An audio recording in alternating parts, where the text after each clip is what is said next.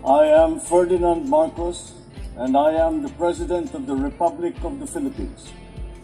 I stand today on behalf of 110 million Filipinos. All hello words and hello Philippines, it's me again guys. Ayan, shoutout sa inyo lahat mga kababayan. Naku po, mga bes mayroon tayong upload videos.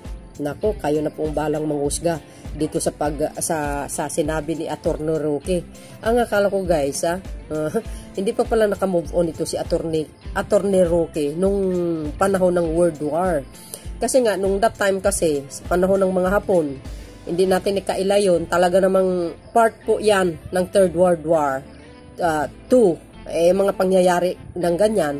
Actually, hindi lang naman sa Pilipinas. Pati naman yung ginagawa ni Hitler. Maraming kabalbalan. Pero matagal ng panahon yon mga kababayan.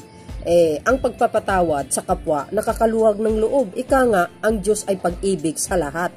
Pinatawad tayo ng Panginoon. Kaya nararapat din lamang na magpatawad din tayo sa ating mga kapwa. Because forgiveness is the highest form of love. Totoo po yan mga kababayan. Pero dito sa pag-uugali ni Atty. Roque, parang nababastusan ako dito mga kababayan. Kasi alam niyo kung bakit.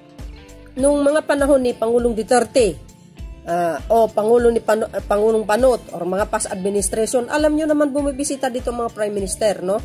Correct me if I'm wrong, yung dating Prime Minister ng Japan na si Shinzo Abe, pumunta po ng Pilipinas.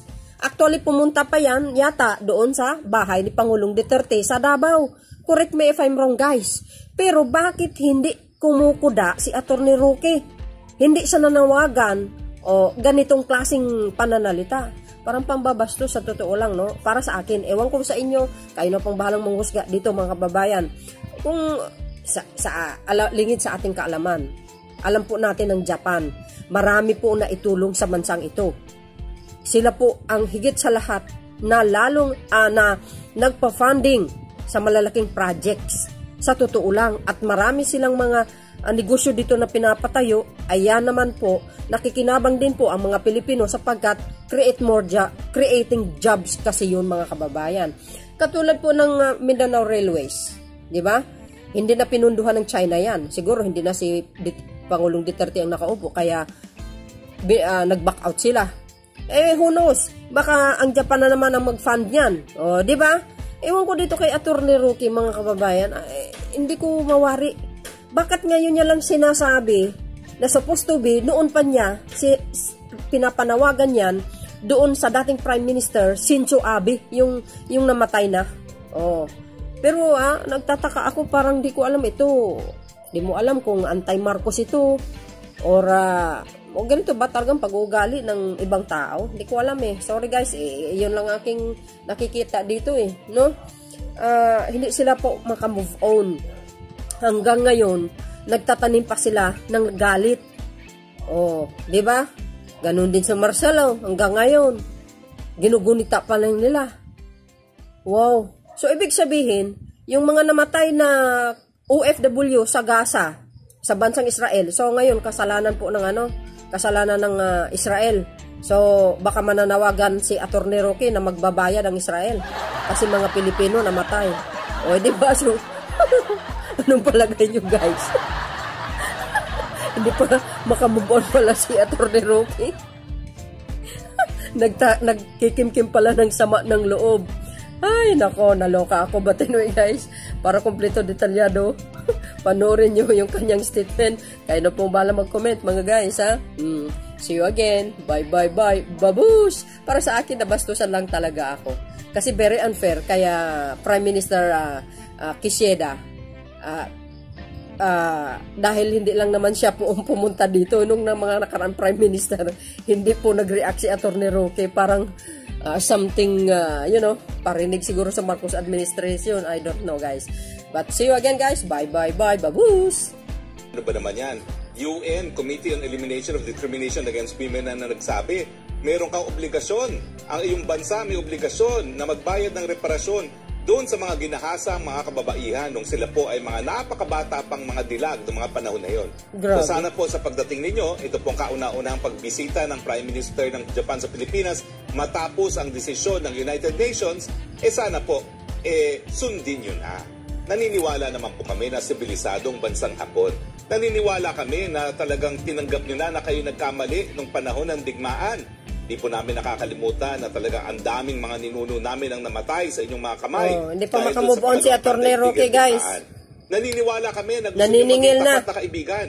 Pero ang tapat na kaibigan, dapat winawas itong pagkakamali. Ayun niya. At ngayong meron ng desisyon ng United Nations Committee on Elimination of Discrimination Against Women, dapat sundin nyo naman yan. Dahil Nako, attorney, maghintay ka. Huwag ka nagmamadali. Na kayo'y tumutupad sa inyong obligasyon sa larangan ng international law. Ano ba naman yan? Katiting lang po yan. Bakit ba? Ano bang diferensya at barya-barya lang hindi nyo pa mabayaran? Pagkakaila nyo ba na talagang ginahasa ng mga sundalo nyo, yung mga kababaihan, mga partners, anong nangyari dyan, ha? Mga patay na yun, ha? Noong panahon na matatalo na talaga mga Hapon, sila ay papunta na ng norte kung saan sila eventually sumuko. Pero dumaan muna sila dito sa Tandaba, Pampanga dahil alam nila na dyan talaga halos lahat ng kalalakihan ay nandoon lumalaban nga sa mga Hapon, no? At doon ang ginawa nila, tinipon nila lahat ng natitira, sino man natitira ron. Sa kalalakihan, yung mga matatanda at mga bata ay kinulong sila sa simbahan at sinindihan ang simbahan hanggang namatay lahat ng mga tao sa loob ng simbahan. Ang mga kababaihan, sa pilitan, tinutukan ng baril, pinabuhat lahat ng mga kayamanan na nakuha nila sa Candaba, Pampanga at pinamarcha doon sa bahay na pula.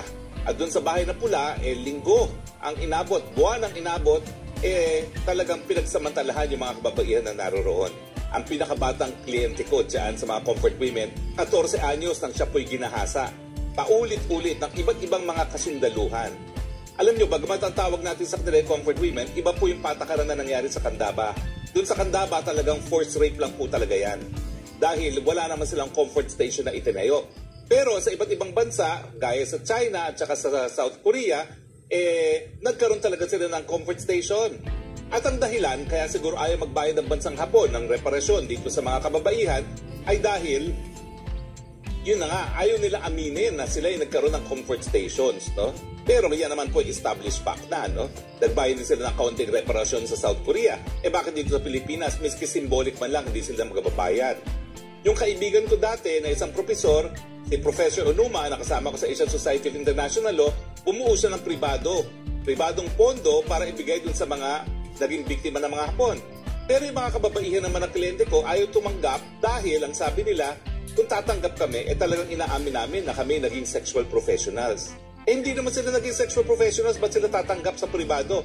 Ang kinakailangan, yung pagbayad bilang reparasyon. Ano bang reparasyon? Yan po ay consequence. Yan ang dapat gawin kapag ikay lumabag sa iyong obligasyon sa international law.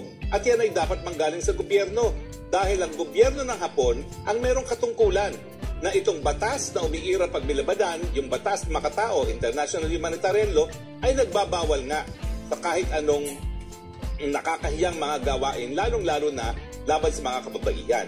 Ngayon meron po tayong gera na naman dyan sa Middle East at saka sa Ukraine, no? Talagang inuulit-ulit po natin na yung batas makatao, pinoprotektahan ng sibilyan, lalong-lalo na ang kabataan at mga kababaihan. At siyempre, sa panahon ng pandirigma, pag merong gera, inakailangan po protektahan yung pagkababae ng ating mga kababaihan. No? So ang aking panawagan, Prime Minister, welcome to the Philippines. We welcome you as a true friend, but as a true friend, magbayad na kayo ng reparasyon dahil sa paghaghasa ng ginawa ng inyong mga kasundaluhan. Hindi po magiging normal ang relasyon natin habang narariyan yung tinik na comfort women at yan naman po ay kaisa-isang tinik ng natitira sa ating relasyon. Barya lang po yan.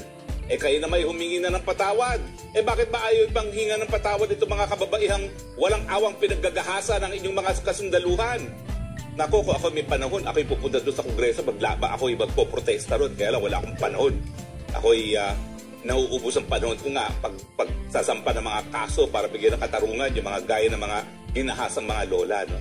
So sa ngalan po ng mga lola na unti-unti na pong namamatay, ang nais lang po nila kilalanin na ginawa niyo silang biktima ng war crimes at karahasan. Nang sa gano'n naman, kung sila naman po ay pupunta na sa huling hantungan, alam nila na kahit papaano, kinilala sila bilang isang biktima. At kapag kayo po ay naging biktima, importante po yung pagpapakilala at mas importante rin yung pagpapahingi ng patawad. Ano ba naman ang hirap bansang Hapon para humingi kayo ng tawad dito sa mga kababaihang ginahasa ninyo? Kasalanan ba namin na gumawa kayo ng krimen? Kayong gumawa ng krimen, kayo humingi ng patawad, kayo magbayad ng reparasyon. So alam niyo po, bukod pa doon sa mga paghahasa, ang nanay ko, teenager na po siya nung siya nang pumutok ang gera. Alam niyo ba hanggang siyang mamatay, ayaw niyang sumakay sa kahit anong Hapon na sasakyan. Ganong kasama ang kanyang loob sa mga Hapon sa karahasang nakita niya. Talagang kami gumagastos para bumili ng American o ng European car. Hindi talaga siya sumakay sa buong buhay niya ng Hapon na sasakyan. Ganyan pong katindi yung rinanas ng mga magulang namin nung panahon ng pandaigdigang digmaan. Kaya nga po sinasabi ko, ayusin na natin ang tuluyan nang tayo'y tunay na maging kaibigan na. Kinakailangan bayaran na po yung reparasyon.